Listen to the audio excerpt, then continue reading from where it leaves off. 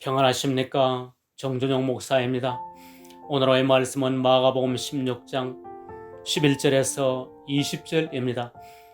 저는 20살 때 성령을 못 얻었기 때문에 영원히 용서받지 못할 죄를 지었다고 생각하여 죽어서 지옥으로 가게 된다는 공포 속에서 수개월을 지난 적이 있었습니다. 저의 정신은 거의 분열증에 이르렀습니다.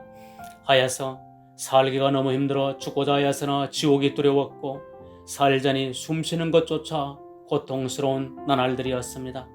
완전히 기진하여 버린 어느 날 저는 주님께 살고 싶다고 말씀을 드리고 있었는데 갑자기 방 안으로 말하게 되었습니다. 그 순간 오늘의 말씀인 마가복음 16장 17, 18절의 말씀이 저의 두뇌를 관통하다시피 너무도 뚜렷이 지나갔습니다. 믿고 세례를 받는 사람은 구원을 얻을 것이요 믿지 않는 사람은 정죄를 받으리라. 믿는 자들에게는 이런 표적이 따르리니 곧 저희가 내 이름으로 귀신을 쫓아내며 새 방언을 말하며 이르러 저의 생각이 멈추었었습니다. 내가 지금 성경에서 말하는 그 방언을 말하고 있다니, 그렇다면 주님께서 내가 믿는다고 인정하시는 것이 아니신가? 그러면 나는 구원을 받은 것이 아닌가?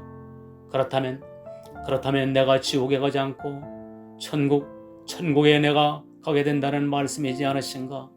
그렇다면 내가 그렇게도 고면하던 죄를 비롯하여 여타의 죄들도 주님께서 불문에 붙이시겠다는 말씀이지 않으신가? 이럴 수가. 정말 주님께서 저를 받으셨다는 것이 너무도 분명하였습니다. 하여전한 그날 이후로 주님께서 저를 받으셨다는 확실한 의식과 함께 마음 중심에는 환희의 샘이 솟으면서 살아왔습니다. 46년의 세월이 지난 오늘날에도 그때의 감동이 결코 잊혀지지 않고 있습니다. 저는 오랜 세월 동안 저의 이 경험을 잘 말하지 못하고 있었습니다. 그것을 잘 설명을 할 수도 없었을 뿐더러 왠지 주님께서 말하지 않기를 바라시는 듯 하였습니다. 그러나 이제는 그때의 일이 어떤 성격인지 성경의 말씀 안에서 설명하여 듣는 이들에게 유익을 끼칠 수 있을 것 같습니다. 해서 그 중에 믿음과 표적에 대하여 오늘 말씀드리고자 합니다. 표적이 믿음이 아니라 믿은 결과에 따른 것이므로 시간적으로 표적이 있기 전에 먼저 복음을 믿었다는 것입니다. 하여 주 예수님과 같이 십자가에 달려 죽은 강도가 죽기 전 주님께 구원을 부탁하자 주님께서 허락하셨습니다. 이 강도는 믿는 자에게 따르는 어떤 표적은 없었지만 구원을 받았습니다. 또한 바울 사도도 고린도전서 12장에서 믿은 자들이 다 방언을 말하게 되면 아니라는 것을 명확히 말씀하셨습니다. 그러므로 이러한 표적들이 따르지 않더라도 구원에 이르는 믿음이 있다는 것이 확실합니다. 사도행전에서 고넬료와 그의 동료들은 복음을 들음과 동시에 방언을 하였지만 사마리아 사람들은 주 예수를 믿고 세례를 받고도 시간적인 차이를 두어서 성령을 받은 기록을 우리는 보고 있습니다. 확실히 이미 그들은 구원을 받을 복음을 믿었다는 것이 먼저였습니다. 그러므로 성령의 은사들, 특히 방언이 믿는 자들에게 따르는 표적이 분명하지만 구원에 이르는 조건이 아니며 또한 모든 구원 얻은 사람에게 반드시 많은 표적도 아니라는 것입니다.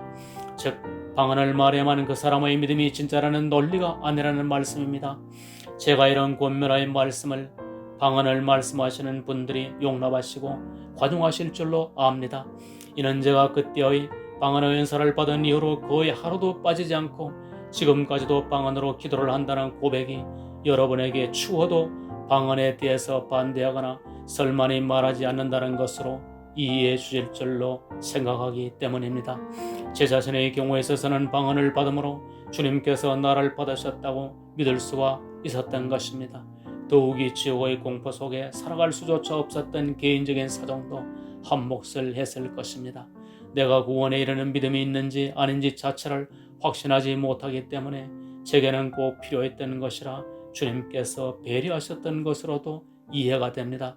그러나 많은 분들이 이 은사가 없이도 구원의 확신 가운데 주님을 기쁘시게 섬기고 있으심을 우리는 잘 알고 있습니다.